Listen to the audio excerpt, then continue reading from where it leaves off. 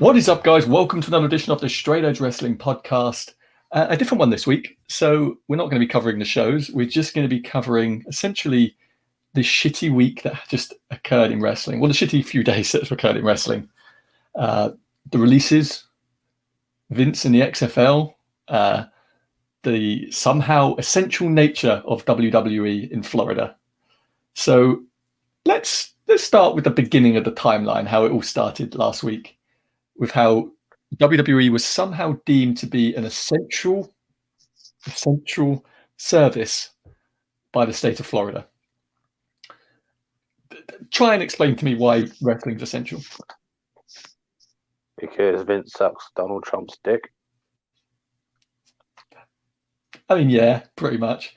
He, in a completely unconnected set of coincidences, Linda McMahon's super PAC to re-elect Donald Trump to be president donated $18.6 million to the Florida government for advertising. Where'd she get that money from? On the same day.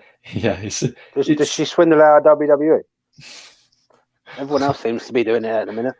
Yeah. I must say, complete conjecture. Please don't sue us. Yeah. I mean, that's the question. I didn't say she did it. That's a very good point. It was a weird set of circumstances, to say the very least. So, WWE were running on Thursday last week to record SmackDown, and the Sheriff's Department went to the Performance Center multiple times to shut them down and tell them to shut down, and they didn't.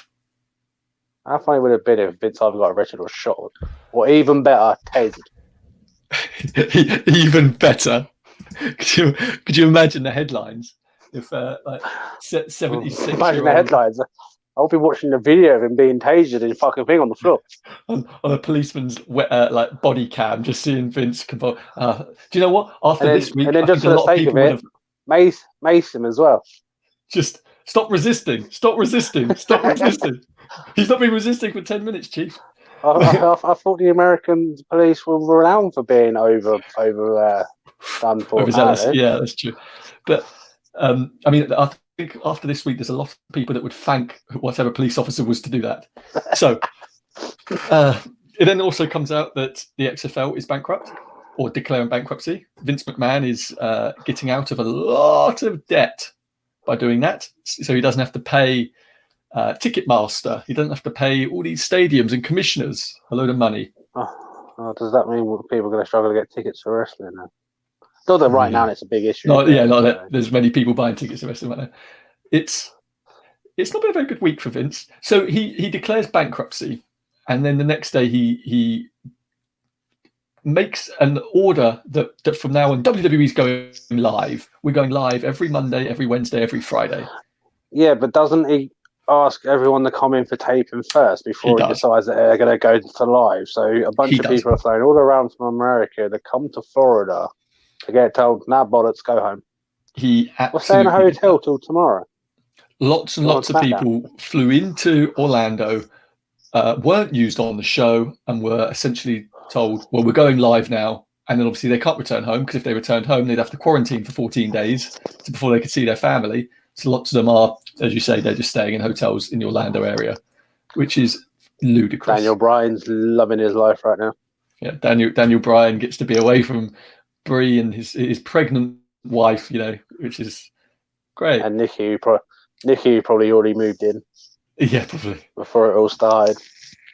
And even worse is there was many people that were released this week who made that trip over to Orlando for no reason. Well, it wasn't used. Made that trip. People like Carl Anderson, Luke Gallows, and then were let go. So they that was a weird one for me, actually. Those two being let go. Yeah. Let me read the names out. So these are the names as they came out by WWE. So Drake Maverick, Kurt Hawkins, Carl Anderson, Luke Gallows, Heath Slater, Aiden English, Eric Young, EC3, Leo Rush, Kurt Angle, Sarah Logan, Mike Chioda, Primo and Epico. Yep. Rowan, Mike Kanellis, Maria Kanellis, Zack Ryder, No Way Jose, Rusev, and then two NXT people that have been confirmed. We know there are more, but these are two that have been confirmed. Deonna Purrazzo and Alexander Jaksic. So yeah, I'm not quite sure it is. And then of course we know that Finley, who's been there for years, has been released. Lance Storm has been released. Lots of people were saying that they were furloughed. No, they weren't, because they've all come out and said they lost their jobs. This Shane is where Helms, AEW right now, would be stupid on picking up some of these producers and that. like Finley. I mean, God, you look on Twitter, you look at the wrestlers on Twitter, how much love and outpour for Finley since he got released. Yeah. He's one of the most highly respected men in the business. You seen the one when it comes to the ref? Yeah, Mike Chioda, like that one, I swear to God, that one was the biggest shock to me. That man has been there since 1989. He has been the head referee for years. I think it's because they're getting ready to give the push to the NXT ref. Yeah, it's just so that upset me a little bit, just in the sense of like, what on earth has Mike Chioda ever done wrong other than be a loyal soldier for WWE? There's some of these ones that I'm not overly fussed if I don't see on wrestling, but I just feel sorry for every single one of them in this time. There's some of them that really irritated the hell out of me.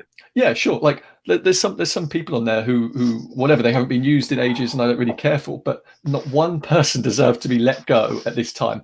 That the people not when you've got a multi-billion-dollar company. Yeah, no. I'm sorry. The people that are sitting on Twitter and are saying, "Oh, well, it's just a business. They need to make cuts. They need to make cuts." No, they don't need to make cuts. They didn't need to make cuts. Multi-billion-dollar running company. Their money. Look, Dave Meltzer done TV. Yeah, Dave Meltzer done the maths on this, where he sat and figured out if they made no money in merchandise, no money on ticket sales this year, then they would still make a profit this year because they're making so much money from TV, but they are going to make money on merchandise. This is just Vince covering his ass from XFL. Yeah, and he look, I get that he needs to make a good impression to the shareholders. I get that. But look, he needs to walk away is what he needs to do. Yeah, and there's not many people that are going to argue against that point at this point. So WWE make their announcement that they're going to be making cuts. One of the in the announcement, it says they're going to be delaying by at least 6 months the move of Titan Towers, their headquarters, and that's going to save them $140 million. And the layoffs will save them $4 million. So, which one of them seems more helpful than the other? Oh, the layoffs, definitely. Yeah, of course. The 4 million layoffs instead of the 140 million from moving 2 blocks away. It's just ludicrous. Anyone that says, and also, why don't they just move the offices to Vince's house? He fucking pretty much likes living anyway. So yeah, I mean, this is something you agree with as well. So anyone that's saying that they had to make these cuts is talking bullshit. Even worse, people that are going out there saying, "Why didn't you let go so and so? Oh, fuck so and so. They should have been let go." I saw the one with Baron Corbin, and I was like, "What the?" And everyone on the thing defended him. Baron Corbin on the thing, like, dude, you might not like me, but you're asking, you're wishing someone out of a job who uses this job feeds my family and stuff. You're like, Baron Corbin's good at his fucking job. Yeah, look, you're supposed to hate the bloke. You may not like him as a performer. Like I've said about before that I'm a bit like 50-50 on Baron. Never in a million years am I going to say, "Oh, God damn it, the guy should be laid off." No way, Jose. It's very rarely used on TV. I don't care. I don't want him to be out of a job at this time. You know what? I was watching Raw, and I'm like that. Are you out of job? You might be out of job. Yeah, and we must say that, of course, everyone that's been released so far is Raw brand. So we haven't got SmackDown. They're not going to start doing SmackDown right now, are they? When they want them all to come along. What's the better that none of them show up? Yeah, exactly. You're going to have some loyal soldiers that are going to show up. But I'm waiting for Roman Reigns just to have his notice and say, "I'm done with your bullshit." Can you imagine? See, yeah. There's they're obviously the worst thing is about the NXT thing, as you say, they waited for them to come in to the damn PC and then they let them go. They had them travel again. They had them travel in the middle of all this into Orlando, and then they let them go. And if they're doing that at SmackDown tonight, they're just the fucking worst. Just the fucking worst. I'd hate to be in that SmackDown area right now because the locker rooms have got to be freaking sour because so many talent are pissed. But, like you watch some of the ones that they've done the videos. Like Oh, heartbreaking. Drake Maverick's one. That's really dude's in tears and things. Yeah, that gave me a lump in my throat when I was listening to that. It's horrible seeing people who, this is their dream. They've been working for years. It's horrible seeing them being laid off anyway, and for nothing they've done wrong. I watched part of Aiden English one, and Aiden English is one of the ones I don't care. Not to say I feel sorry that he's out of a job, and I was happy he was on 205, so I didn't have to watch him because his voice and that irritates me. Don't get me wrong, he's a great freaking talent and he's very entertaining. His voice just irritates the hell out of me. But I listened to his thing and it's just like, this is just not the time for it. No, especially when you don't need to. Like, I'm sorry, but Vince McMahon could have paid these guys salaries out of freaking changing his dresser drawer.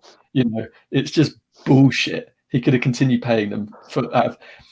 Look, yeah, okay, when this is all said and done, make the cuts. If you really want to make the cuts, because they aren't going to make the money which they thought they were going to make this year. Fair enough, but you don't need to do it in the midst of all this. Or at the moment, just at least announce that there will be cuts being done. But for now, I'd like to be able to make sure these guys have money for it and this over and done with. I'm going to stand by my people, the people that have, funnily enough, been traveling all over the world. At the end of the day, Khan saw all this going on and turned around and said AEW is not going to let anyone go while this is going on right now. Everyone's going to be safe and get money. Ring of Honor, Impact, AEW, NWA, none of them have let anyone go. The Impact, the people that are there on full-time contracts, which isn't many nowadays, but there's people there on full-time contracts, they are all being paid right now. They're all being paid. And Impact is making nothing right now because their money doesn't come from big TV deals. Their money is coming from merchandise and ticket sales and, all the various TV things. They're not recording TV, so they're not making money. But yet they are still paying their guys. Ring of Honor still paying their guys. And then you've got the biggest company out of the lot, and they're not paying their guys. Yeah, but it's just shockingly how quick it all came about after the NXL thing and WWE being part of it. And then there's an investors meeting coming up. Yes, that investors meeting's next Thursday, which I will be on. I will be reporting that because I reckon that's going to be a bloodbath. I reckon he's going to divert attention so much. He's just going to go, oh, not our fault. The current circumstances, not our fault. And it's like, sure. The thing is, they're still running. Like I heard that Brian Alvarez made a really good analogy the other day, example the other day, where he said, it's not like they're a restaurant, Restaurants can't be open right now. They can't be making any money. Yeah. WWE is still operating. Unless you're good as a takeaway, doesn't it? Yeah, totally. Yeah, but it's like, your local Italian sit-down restaurant isn't open. They're not making any money. So, yeah, them having to let people go kind of makes sense. WWE is still making money because they've still got their freaking TV deals. Yeah. There's a lot of guys on here which, as you said, some shocked me, some didn't. Rusev is a weird one because there's been a lot about him recently. He's pissed off a lot of people backstage, and thus he's been pissed off. Basically, this has seemed like the good old escape out clause for both of them. Yeah. We all know Rusev in the end wanted out. Yeah. So, but there's Sarah Logan pissed me off because I'm like that. You such a waste up because you could have pushed her to the moon and back. Didn't they use her just this week? They used her on Raw to get her arm broken by Shayna Baszler. So once again, they flew her out to Raw, where she's now got to go and self-isolate someone for 14 days. Well, the announcer fucked up as well in that match. And they announced. Sarah Logan won. And then the announcer that, that she couldn't have done because technically she... Do you know what would benefit? Would be a benefit with that? If they weren't live. If they didn't go live, they could have fixed that. Oh God, the whole thing really angered me. The mistakes are good there. Yeah, not as good as AJ getting buried alive match, but obviously Gallows and Anderson have wanted out, but the problem is they've got nowhere to go right now. So it's like, people. I've been seeing so much of that. They wanted out. Fuck them. No, because right now, firstly, they signed new contracts like a couple months ago for 5 years. And secondly, they can't go anywhere. Nowhere's open. At the end of the day, that one surprised me a little bit where they were just being used in the storyline. Yeah, at the moment, all three of them were being a bit shit on through things, but then they got a bit more of a pickup. And especially now AJ went out on his run of how pissed off he was about shit, which I understand, but I thought he was still buried. Drake Maverick was a sad one because that makes no. I think he's one of the most entertaining people on there, and then they use him in things. It's great. Let's be honest. Great. He did that whole thing with 24/7, brought his wife around involved in stuff. Him and R-Truth were some of the most entertaining things at one point. And he the thing is, I mean, you watched Impact, you saw on TNA. Like Rockstar Spud was a great character. He was brilliant in that. But anywhere great in EC3. Yeah, anywhere he lands, we'll be lucky to have him. Really, genuinely, he's like such a good mouthpiece, such a good talent. Like, but do you know what really pissed me off about that was, like, I get that he likes it, like the idea, like, you know, he's being used in that cruiserweight tournament, but the balls, they're still going to let him do that one, but you know he's now going to be eliminated straight away.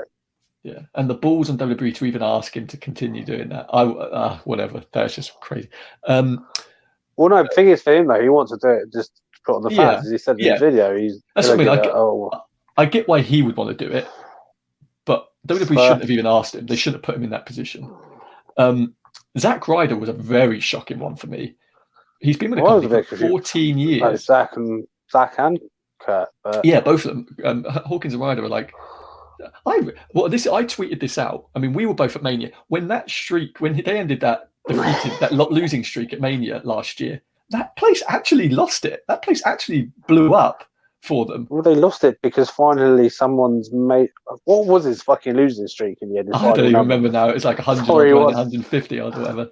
But I really like both of them. I watch their wrestling figure podcast and YouTube all the time. I love that stuff. I think their podcast is great. And as lots of people have pointed out, without Zack Ryder, you don't get being the elite. You don't get that because Zack Ryder is the guy who started using. To be honest, both of them I can see quite easily being taken either by Ring of Honor or by AEW. Yeah, I mean they're very good friends with Cody and those guys. Very good friends with them. So, yeah, I mean, but you think Long Island Ice Z? I never really watched it all too much when it was on, but it was. No, there's only one beat. There's only one beat you ever had to watch on that, and that's where he's trying to climb over the fence. He can't get over. What are you trying to do? Trying to get over. What? Trying to get over. And the funny thing was like Zack Ryder is the he's the definition of how to get yourself over, even when the old man doesn't want you to get over. You know, he done that. He got himself over, and it's like unlike Daniel Bryan, who everyone has wanted to rebel against WWE. So I like Daniel Bryan. Yeah, those two shock me. It also wouldn't shock me if, when this is all said and done, Zack Ryder gets hired back by WWE.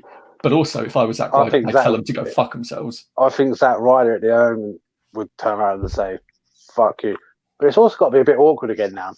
If one he gets into the same company in the end with his fiance now being, now he's out, she's yeah. Oh, and also, we haven't really heard. They've not released the names of the NXT guys that have been furloughed, so we don't know who's been. Apparently, they've furloughed a lot of people from NXT. Don't know who. Really? So what? Put them on hold, ready to come back again. Yes, and the worst thing is, so like for those of you who don't know, here in the UK, when we get furloughed, we're getting paid 80%. In America, they're not. When they're furloughed, they don't get paid anything. So you just sit at home unpaid. So these people can't make a living whilst they're on furlough. And that's and they're furloughing hundreds of people at WWE. I've heard hundreds and hundreds are going to be gone by furloughed by the time, administrators. Staff. You know what? I'd love to truthfully get Triple H's honest opinion of what the fuck's happening right now in WWE. Because he's got to be going through the fucking roof. Not only just for NXT, but through the main roster as well. Yeah. Yeah. I mean, I don't even know. As this week has progressed, I've been lost for words more times than I've ever been at this company. You couldn't make it up. It's just insane.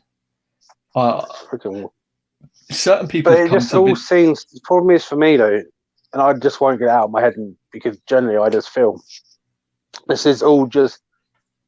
If XFL didn't go bankrupt and it then came out on the paperwork that WWE were involved, this probably would never even happen. Yeah, see, we don't know. See, the thing, and if there was, it probably would have only been a couple of cuts. I think they're all interlinked. I don't know what he decided to do first. Did he think, I need to make some cuts in WWE? So people are going to ask, wait, you're making cuts in WWE, but you're still going to spend hundreds of millions of euro money on XFL. So let's close the league down, and then we can make the WWE cuts, or vice versa. Because the people have got to remember this: he took out 250 million, I think it was, the first time, of his own money. I kind of got the feeling though with the XFL, he didn't have more. It didn't really have much of a choice. It was a brand spanking new season that never even got completed. So and he was never going to have the money to get it back. So the thing with the XFL was he would have been able to have the money to run it in 2021 easily, because he earmarked so much money and he didn't spend even like 1/10 of it for this part of the season. The problem is that his entire business plan with XFL was that at the moment he wasn't earning any money on TV rights from XFL. But his idea was that, if we show them that we can do well this year, then next year they'll pay for TV rights. But now he realizes, no TV company after all of this is going to be laying out a shit ton of money for a new program. So he was like, well, that's done. Don't know why. One thing that should be making money right now is TV. Yeah. But obviously next year, no one knows if they're going to be willing to sign a multi-$100 million dollar TV deal with someone. So I don't know why they should do, because as I say, once again, anyone's making multi-million dollars at the minute. Yeah, but they're also going to lose a lot of money. You've got to think, like, these TV companies are going to be losing money from the NFL, from NBA, NHL, from all these TV shows they've had to put on hold, Walking Dead, and all these things which have you seen how much fucking advertisement is going on TV? Yeah, but advertisers are pulling them. I mean, I know this from where I work. The advertisers have been pulling. Well, I've been furloughed from. The advertisers are pulling out left, right, and centre, or they're wanting money back and things like that, because they're not running. Because you think lots of advertisers wanted to have their advert during the Euros or during the Olympics. Well, there's no Euros or Olympics and shit like that. TV channel. We'll have it. Well, WWE's on.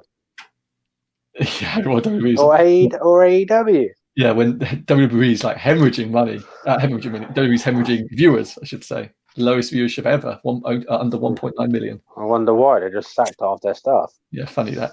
We should also mention that unfortunately yesterday Howard Finkel died, at the age of 69, which is a real shame. He was known as like the encyclopedia of wrestling. He created the name WrestleMania. Was that just natural? Was that natural causes? Or? Yeah. He was said to have had dementia and have been ill for a long time. There's been so much outpouring for him. He seems to have been universally loved. Do you know what really surprised me is quite nice? I've seen quite a few stories. Like Johnny Gargano said it, Mike Rome, a few others have. They'd never met Howard Finkel before, and then he was at WrestleMania a couple of years ago or last year, and they'd approached him, and he came up to them straight away and, hi Johnny, hi Mike, and used their names and stuff, because he knew he still kept and they took that they found that really nice, the fact that he knew their names, and he was talking to them like friends. I think that says quite a lot for him. There was also a picture which Tommy Dreamer posted, which was quite sad, of the last time he saw Howard Finkel in his care home, and just over the shoulder of Howard Finkel, I'll put it up on the screen, just over the shoulder of Howard Finkel is a piece of paper written attached to like a pinboard, and it says, "Please put the chat TV on channel 84 on Monday the 8th because wrestling's on." So obviously for his carers, so he could watch wrestling. It was really sweet. But that was really sad. It's not been a good week for wrestling. It really hasn't. I can't say it's been a good week for a lot of things, if I'm honest. No, it's not been a good month for anyone. But unfortunately, Vince McMahon just pulled a lot of shit on them. Yes. And made shit a lot worse, that has to be in wrestling. And do you know the irony in all this is the fact that Donald Trump has appointed Vince McMahon to his advisory panel on when to restart the economy. And he called him, quote, the great Vince McMahon, when he said that live. Oh, I've got a feeling there's a lot of other people around the world who've got a different opinion on Vince McMahon right now. I agree with that. Anyway, we'll see you for a roundup of whatever shows this week and whatever happens on SmackDown and whatever comes out of SmackDown tonight. We don't know if there's going to be more layoffs. There's been speculation that this is only the first wave. There's not been much on TV at the moment, but I'm also hoping SmackDown's a better show than the other two shows were this week. So do I. There's been a hell of a lot of nothingness this week. But anyway, we will see you then. Make sure to follow us on Twitter at @SEW_podcast. Please like and subscribe to this video, and we will see you next time. We are out.